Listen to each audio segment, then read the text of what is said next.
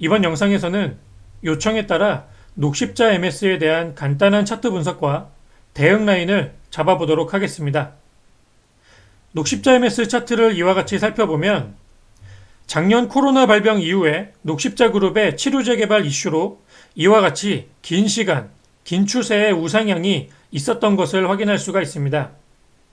최근 52주 신고가의 단기 고점을 만든 이후에 지속적인 하락 파동이 이어지고 있는 상태인데 단기권 차트를 조금 더 타이트하게 살펴보면서 현재 주가를 기준으로 지지가 나올 수 있는 구간과 저항 라인을 알아보고 각각의 라인에서 어떻게 대응하면 좋을지 살펴보도록 하겠습니다.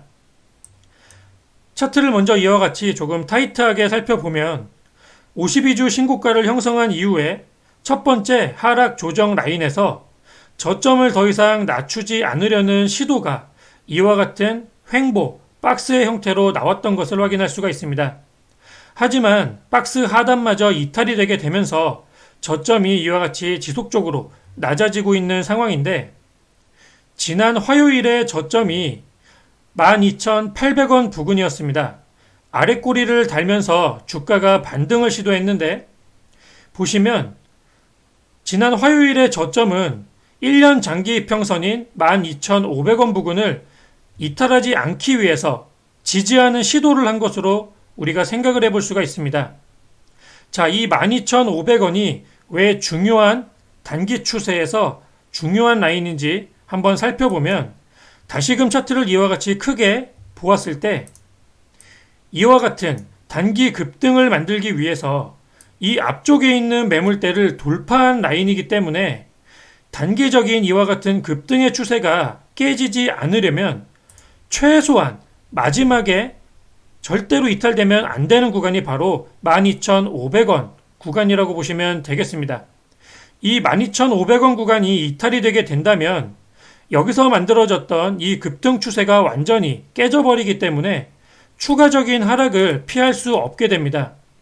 12,500원이 이탈되게 된다면 만원 부근까지 바로 추가 하락이 이어질 가능성이 굉장히 높은데 이 만원 부근은 중장기적인 관점에서도 반드시 손절 대응을 해야 되는 라인이라고 생각을 하시면 될 것 같습니다. 차트를 이와 같이 좀 더 크게 살펴보면 만원 부근 밑으로 보시면 주가가 거의 최하단 라인에서 조정을 받을 때 시간을 이와 같이 굉장히 오래 할애하게 된다는 것을 확인할 수가 있습니다. 즉 만원이 이탈되면 다시 이 민매물대로 주가가 진입을 하게 되기 때문에 밑에서 보내는 시간이 굉장히 길어질 수도 있다는 관점이 발생이 됩니다. 그렇기 때문에 반드시 중장기적인 관점에서도 만원의 이탈에는 반드시 대응을 하는 게 좋다고 생각을 합니다. 아무래도 현재 코로나 발병 이후에 지금 주식 시장에서 코로나 치료제나 코로나 백신의 테마들이 대부분 재료가 다 노출이 된 상태이기 때문에 재료의 소멸 과정으로 보고 주가가 고점에서 다시금 저점으로 지속적으로 내려오고 있는 것으로 이해를 하시는 게 좋을 것 같습니다.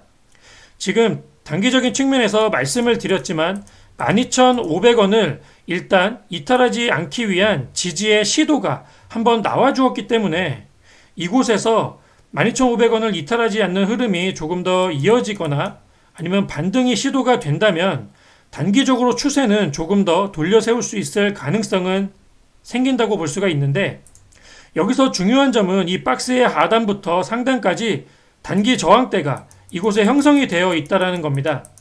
지금 횡보 박스를 만들었다가 이탈을 시켰기 때문에 이곳이 전부 다 단기 매물대라고 보시면 될 것 같고 주가가 반등을 시도하더라도 이 매물대에서 대량의 매도 물량이 쏟아질 가능성이 높기 때문에 저항을 돌파하기가 쉽지 않을 것으로 보입니다.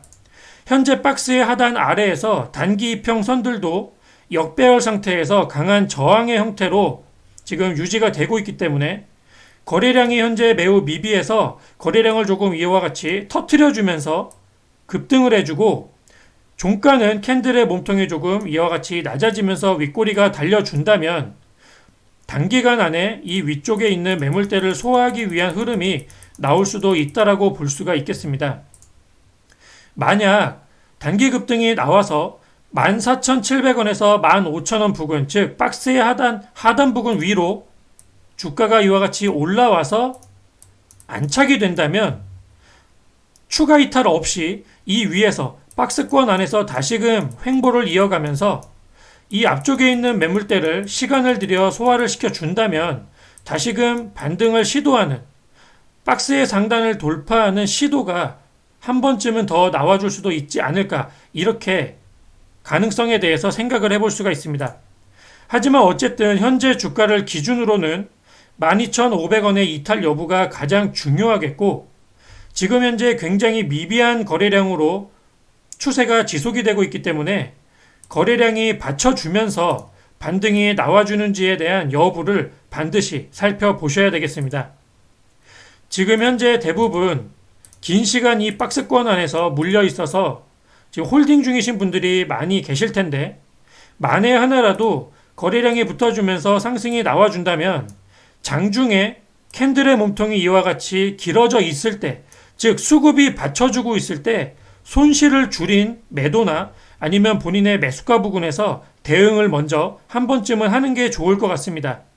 제공략의 관점을 나중에 갔든 안 갔든 일단은 대응을 먼저 하는 게 중요할 것 같고, 차후에 추세가 완전히 박스권 안에 안착을 하거나 아니면 박스의 상단위로 돌파해서 안착을 했을 때 확실한 손절의 기준이 잡힐 때만 재공략을 하는 게 좋을 것 같고, 매도 대응 이후에는 이러한 정확한 대응의 기준이 잡히지 않는 구간에서는 재공략을 절대로 하지 않는 게 좋을 것 같습니다. 지금 현재 단기권에서는 분명하게 단기 추세의 이탈 라인이 잡히는 상태입니다. 12,500원을 기준으로 이탈 시에 대응을 할 건지 하지 않을 건지를 본인의 포지션에 따라 계획을 미리 정확히 세워두시기를 추천을 드리고, 개인적인 의견으로는 긴 시간 투자를 하게 되더라도 10,000원 부근이 이탈되지 않는 선에서만 시간을 투자하시기를 바라겠습니다. 지금 녹십자 MS의 정확한 재무 상태를 확인해 보지는 않았지만 증거금 100% 종목이기 때문에 3월달 이후부터 상패 시즌에 돌입을 하게 된다면 재무 상태가 좋지 않은 종목들은 시간을 길게 투자함에 있어서 많은 부담을 안게 됩니다. 그렇기 때문에 가급적이면 최대한 단기권 파동 안에서 탈출할 수 있는 기회가 온다면 어느 정도 매도 대응을 하는 게 좋지 않을까 하는 개인적 의견을 드리겠습니다.